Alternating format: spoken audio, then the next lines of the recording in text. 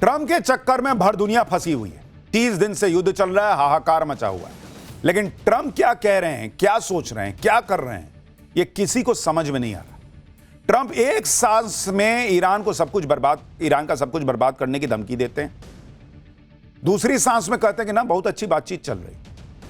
हमारे यहां share market बंद होने के बाद और उधर अमेरिका में शेयर मार्केट खुलने के कुछ घंटे पहले ट्रंप ने नया बयान दिया। क्या बयान दिया भाई साहब?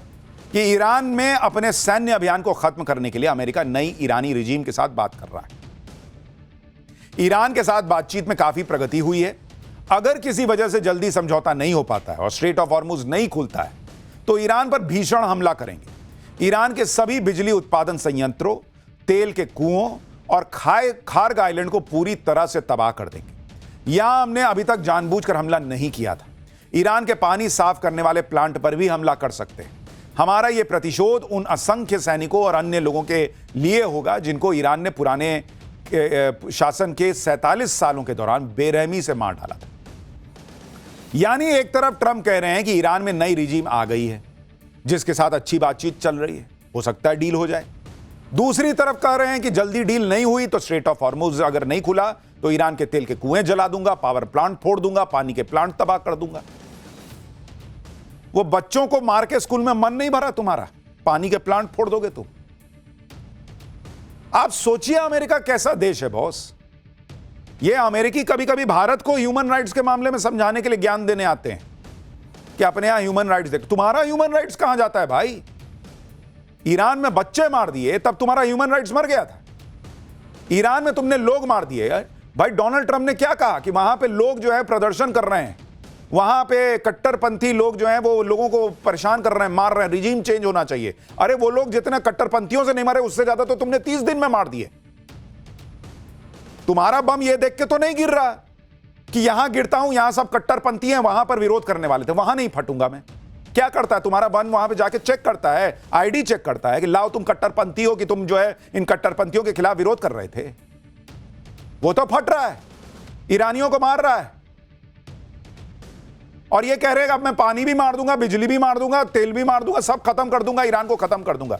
ये तुम ईरान को पूरा खत्म कर दोगे, पानी खत्म कर दोगे तो कौन बात का उन लोगों के लिए को बचाने निकले थे जो कि कट्टरपंथियों से परेशान थे? वो नहीं मरेंगे उसमें। युद्ध में सिविलियन इंफ्रास्ट्रक्चर पर अटैक नहीं होता है बॉस। इसके लिए इंटरनेशनल कानून है जो सेकेंड वर्ल्ड वॉर के बाद से बने हुए हैं। लेकिन ट्रंप और अमेरिका को कुछ समझ में आ रहा है, कह रहे सब तबाह कर दूंगा और दुनिया शांत बैठी हुई है। सबको एक साथ उठ के खड़े होकर बोलना चाहिए कि कैसे तुम मार दोगे जी। ट्रंप खुद को दुनिया का शहंशाह समझने लगे, कहीं भी अटैक कर देंगे सोच रहे हैं, किसी का तेल कब्जा लेंगे, किसी के यहां सरकार बदल देंगे, जितना मन पब्लिक मार देंगे।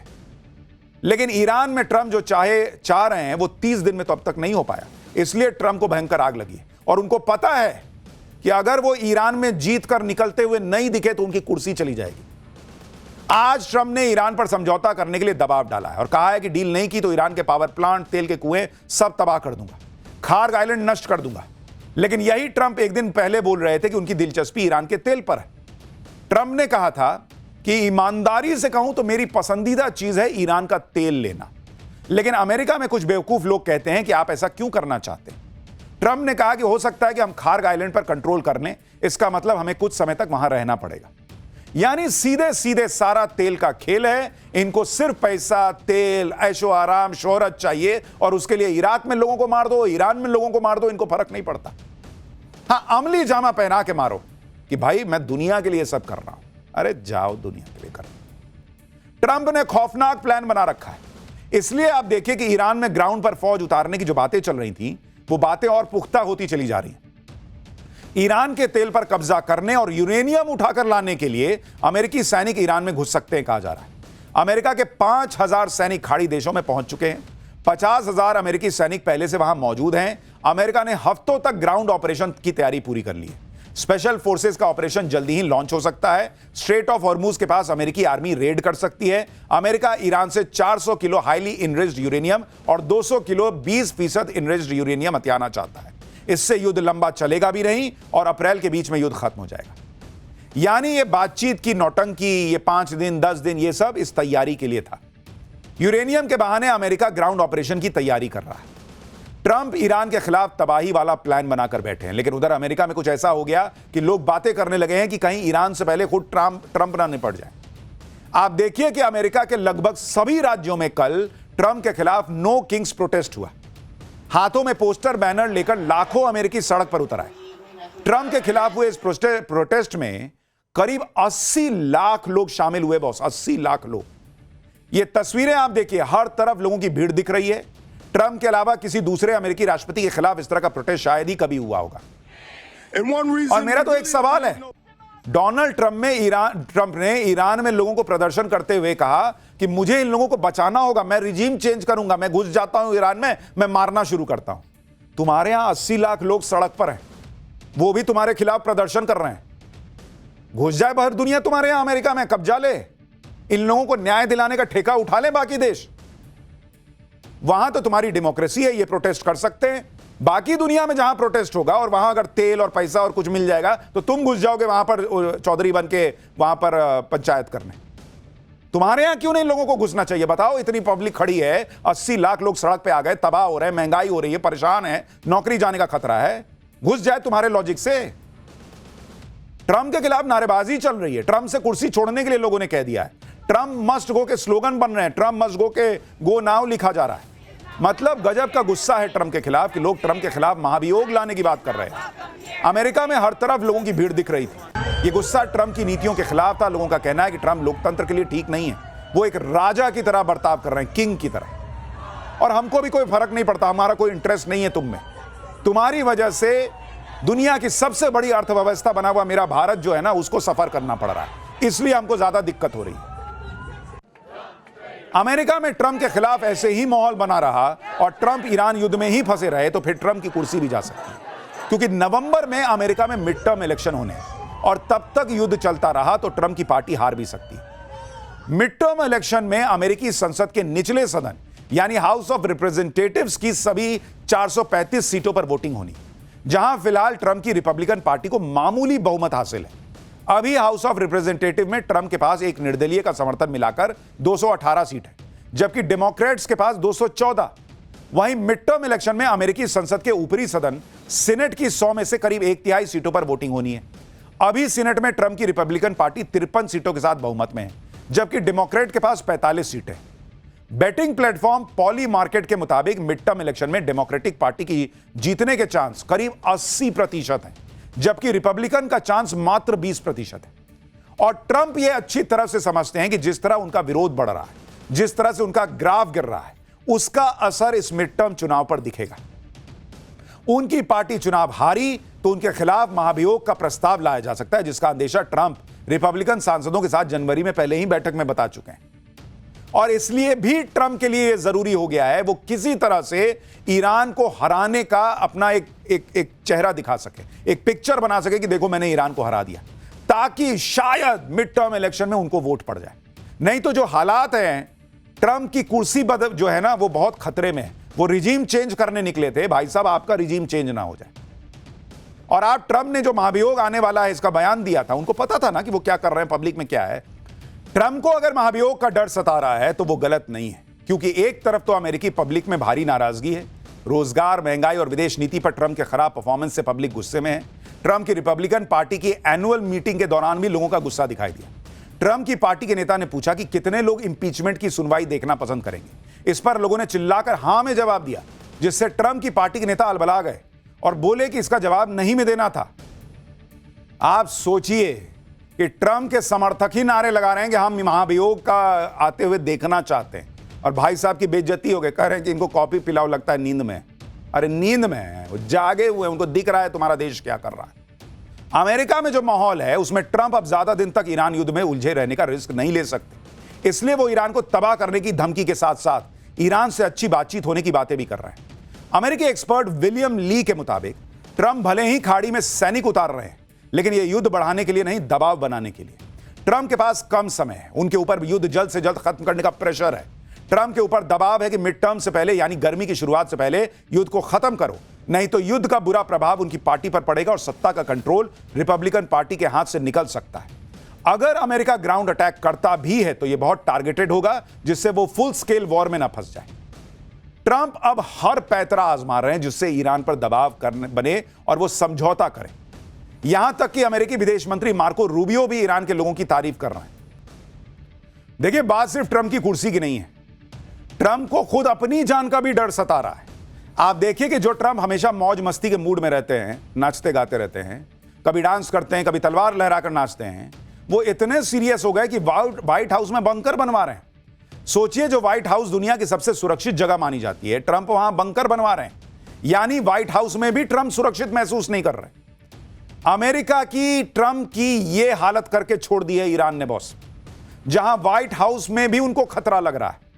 ट्रंप पूरी तरह से आत्ममुग्ध इंसान की तरह दिख रहे हैं, जिसे इस बात से कोई फर्क नहीं पड़ता कि उसकी वजह से क्या बवाल मचा हुआ है। ट्रंप अपने आप को सबसे बड़ा और पावरफुल इंसान मान रहे हैं। आप सोचिए, आज की डेट में ट्रंप और अमेरिका की क्या हालत हो गई। सुपर पावर दुनिया कहती थी, आज वो आदमी बता रहा है कि व्हाइट हाउस में बंकर बन रहा है, वहां की जो खिड़कियां हैं वो बुलेट प्रूफ हैं। ये हाल हो गया इन लोगों का।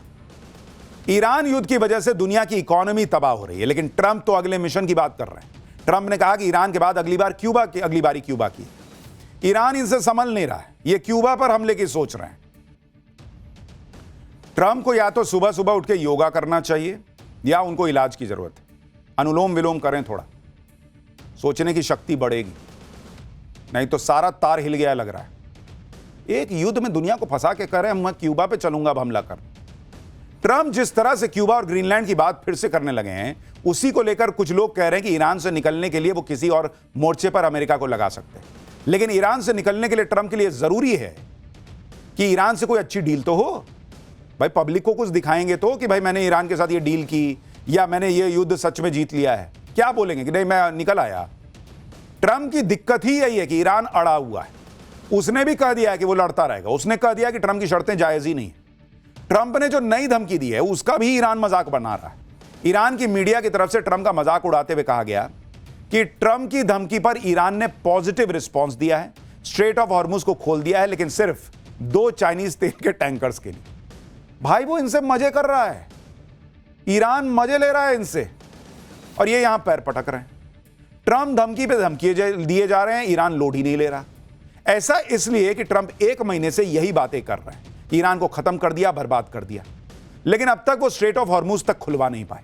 और इसी के चक्कर में ट्रंप की वजह से पूरी दुनिया पिस रही है। आप और हम पिस रहे हैं बॉस, सिर्फ इस एक आदमी की सनक की वजह से, क्योंकि दुनिया भर की तेल गैस की सप्लाई रुकी पड़ी है।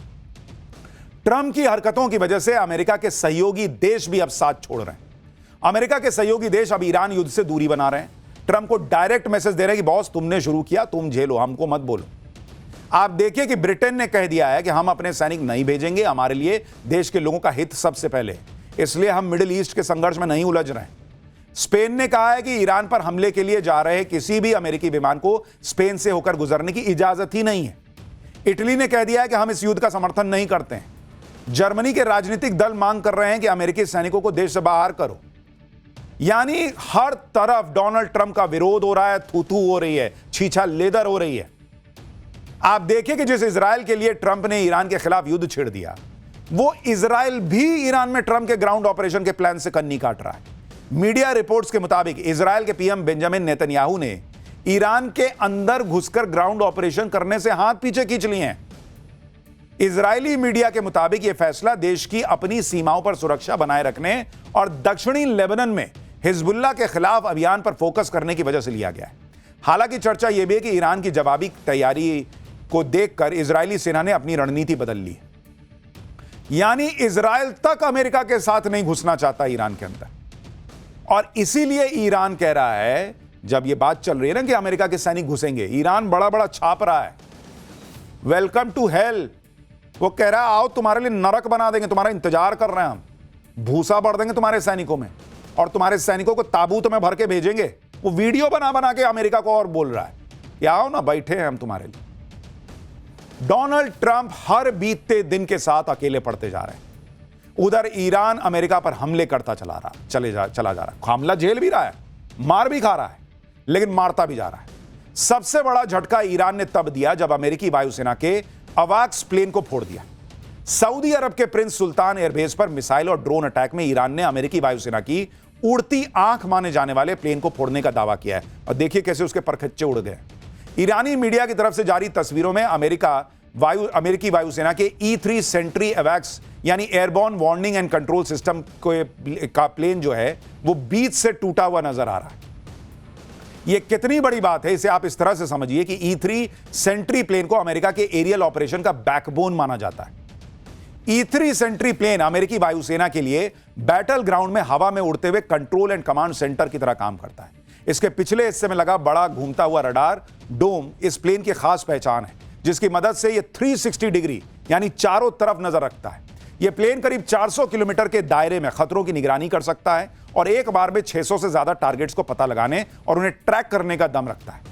E-3 Sentry plane real time में विमानों, मिसाइलों और ड्रोन जैसे खतरों का पता लगाकर इंटरसेप्ट मिशंस को जरूरी जानकारी भेजता है। इसकी कीमत $700 मिलियन यानी करीब 6,500 करोड़ रुपए से ज्यादा पड़ती है। और ईरान दावा कर रहा है कि मैंने उसको फोड़ दिया, मतलब ईरान ने उसको फोड़ दिया। यानी डोनाल्ड ट्रंप और अमेरिका की सिर्फ इकोनॉमी को नुकसान नहीं हो रहा, अमेरिका की सुपर पावर वाली छवि की धज्जियां उड़ रही हैं। ईरान के हमले में E-3 सेंट्री प्लेन का तबाह हो जाना अमेरिका के लिए इसलिए भी बड़ा झटका माना जा रहा है क्योंकि अमेरिकी वायुसेना के पास ऐसे सिर्फ 15 से 16 प्लेन बचे हैं, जिसमें से अमेरिका ने 6 प्लेन खाड़ी देशों में तैनात कर रखे थे। एक E-3 सेंट्री अवाक्स के तबाह होने का मतलब है खाड़ी देशों में अवाक्स की तैनाती को 16% का नुकसान होना। इससे अमेरिका बेस पर खतरा और ज्यादा बढ़ जाएगा। अमेरिकी सेना के लिए झटका इसलिए भी हैरान करने वाला है क्योंकि प्रिंस सुल्तान एयरबेस की सिक्योरिटी के लिए अमेरिकी एयर डिफेंस सिस्टम थार्ड और पैट्रियट तैनात किए गए। उसके बावजूद इसको फोड़ दिया ईरान ने। और आप सोचिए अमेरिका के हथियार कौन खरीदेगा? आर्म्स लॉबी का क्या होगा? उनका तो दिल बैठा जा रहा होगा क्योंकि दुनिया पूछेगी कि एक बात बताओ, तुम और इजराइल मिल के लड़ रहे थे ना, उधर तो वो अकेला था। इनफैक्ट तुम, इजराइल और खाड़ी के सारे देश जो तुमको सपोर्ट कर रहे थे सब मिलके लड़ रहे थे ना, और उसने अकेला तुम्हारा फोड़ दिया। तो कौन बात के तुम्हारे हथियार, कौन बात के तुम्हारे सैनिक, कौन बात का तुम्हारा फाइटर जेट और फाइटर पायलट? पब्लिक का दुनिया कहेगी जाओ भारत से सीखो, भारत के सैनिकों से सीखो क्या होता है जज्बा, क्या होता है हुनर, सुपर पावर। हजारों करोड़ के विमानों को ईरान मार रहा है, अमेरिका का तगड़ा नुकसान हो रहा है। उधर ईरान के साथ उसके सहयोगी भी अमेरिकी ठिकानों पर अब हमले कर रहे हैं। बगदाद में इराकी रेजिस्टेंस फाइटर्स ने अमेरिकी आर्मी के बेस पर हमला किया है। ये वो लड़ाके हैं जो ईरान का समर्थन करते हैं। बगदाद का विक्टोरिया बेस अमेरिकी सेना इस्तेमाल करती है। विक्टोरिया बेस पर इराकी रेजिस्टेंस फाइटर ने ड्रोन से हमला किया। हमले के बाद बेस से आग की लपटें उठती हुई दिखाई दी। इन हमलों के बीच ईरान युद्ध अब पानी और बिजली तक पहुंच गया है। ट्रंप ने ईरान के पावर इंफ्रास्ट्रक्चर पर 10 दिन के लिए हमलों को टाला है, लेकिन इजराइल मानने को तैयार नहीं है। इजराइल ने ईरान के परमाणु केंद्र इस्फहान पर हमला किया। यही वो जगह है जिसके बारे में अमेरिका और इजराइल दावा करते हैं कि यहां ईरान का न्यूक्लियर प्रोग्राम चल रहा है। इजराइल ने तो ईरान के खोंदाब में हेवी पावर प्लांट पर भी हमला किया। हेवी वाटर प्लांट परमाणु ऊर्जा कार्यक्रम से जुड़े महत्वपूर्ण प्लांट होते हैं। हेवी वाटर मुख्य रूप से परमाणु रिएक्टर्स में न्यूट्रॉन की गति कम करने के लिए इस्तेमाल होते हैं। ईरान के पावर प्लांट पर हमले के बाद तेहरान में ब्लैकआउट हो गया। आप तस्वीरें देखिए, पूरा शहर अंधेरे में है तेहरान। यह सब तब हो रहा है जब ट्रंप ने पावर प्लांट पर हमले रोके हुए हैं। ईरान ने अपने पावर प्लांट पर हमले का इजराइल से जोरदार बदला भी लिया। ईरान ने इजराइल के एक केमिकल प्लांट पर हमला कर दिया। यहीं पर स्टील प्लांट भी है। ईरान के हमले से पूरा प्लांट तबाह हो गया। काला धुआं आसमान में दिख रहा है। इजराइल के केमिकल प्लांट में ईरान के हमले से जहरीली गैस के रिसाव का खतरा खड़ा हो गया। पूरे इलाके को खाली कराया जा रहा है जिससे जहरीले रिसाव से लोगों को बचाया जा सके। ईरान ने कुवैत के वाटर प्लांट पर भी हमला किया, जो कुवैत का सबसे बड़ा डिसैलिनेशन प्लांट है। यानी इजराइल और अमेरिका जिस तरह से हमला कर रहे हैं, ईरान एग्जैक्टली उसी भाषा में पलटवार कर रहा है। उसने अपना फॉर्मूला बना लिया है कि तुम हाथ पे मारोगे, मैं हाथ पे मारूंगा, तुम पैर पे मारोगे, मैं पैर पे मारूंगा, तुम माथा काटोगे, सिर काटोगे, हम सिर काट देंगे, तुम पानी खत्म करोगे, हम तुम्हारे दोस्तों का पानी खत्म कर देंगे। अमेरिका तक तो नहीं कर सकता, वो कह रहा है खाड़ी देश में खत्म कर देंगे। वो कौन सा हमसे अलग है? वो भी तो उसी एनवायरमेंट में जी रहे हैं। और इसीलिए मैं कह रहा हूं कि डोनाल्ड ट्रंप की सनक का इलाज नहीं हुआ तो पूरी दुनिया तबाह हो जाएगी, खाड़ी देश तबाह हो जाएगी जो बेचारे फंसे हुए हैं। अच्छा खासा दुबई में, अबू धाबी में लोग जा रहे थे, बड़े बड़े अमीर लोग जाके रह रहे थे। इतने भारतीय, 1 करोड़ के करीब भारतीय खाड़ी देश में आराम से रोजी रोटी कमा रहे थे, घर पैसा भेज रहे थे, सबको तबाह कर दिया इस आदमी ने। ईरान ने इजराइल की सबसे बड़ी तेल रिफाइनरी पर भी हमला किया। यह तस्वीरें हाइफा की हैं, जहां इजराइल की तेल रिफाइनरी है, जिस पर ईरान ने हमला किया। ईरान के हमले से हाइफा रिफाइनरी को तगड़ा नुकसान पहुंचा है। ईरान ने हाइफा रिफाइनरी पर बेहद सधे अंदाज में अटैक किया, यानी ईरान ने दिखा दिया कि अमेरिका और इजराइल जो जो करेंगे ठीक वैसा ही ईरान करेगा। ट्रंप धमकी देते रहते हैं और ईरान हमला करता रहता है। ट्रंप की हर धमकी के बाद ईरान एक नया अटैक कर देता है। ईरान ने खाड़ी देशों पर तगड़े हमले किए हैं और इसकी जानकारी भी शेयर कर रहा है। बहरीन, कतर, यूएई, सऊदी अरब, सभी पर ईरान ने हमला किया है। कई लोग कहते हैं कि ईरान क्यों अटैक करता है और इन खाड़ी देशों पे क्यों अटैक कर रहा है? क्योंकि ईरान को पता है अगर उसने इन पर अटैक नहीं किया तो भाई डोनाल्ड ट्रंप जो अब करने का सोच रहे हैं वो 20 दिन पहले कर देते और बम गिरा देते। वो तो ईरान ने ये कर करके उनको खौफ पैदा किया हुआ है। दुनिया को ये बता रखा है कि मैं मरूंगा तुमको लेकर मर जाऊंगा, इसलिए डोनाल्ड ट्रंप अभी तक रुके हैं। अमेरिका जो है वो रुका हुआ है। उसको लग रहा है कि भाई एक मारूंगा ये 4 मार देगा। ईरान अपने आप को बचाने के लिए हमले कर रहा है। वो कह रहा है हमको कोई मतलब नहीं है, तुम हटा लो यहां से सेना खाड़ी देशों से, हमको कौन सा मतलब है कि तुम पे हमला करें। ईरान की सेना रोज नए नए वीडियो भी जारी करके हमलों की जानकारी दे रही, क्योंकि उसको लगता है ये तस्वीरें, ये वीडियो, ये खबरें उसको बचाएंगी। लेकिन जो हालात बन रहे हैं वो युद्ध के रुकने के तो नहीं लग रहे, और अगर युद्ध नहीं रुका तो दुनिया में तबाही मचेगी।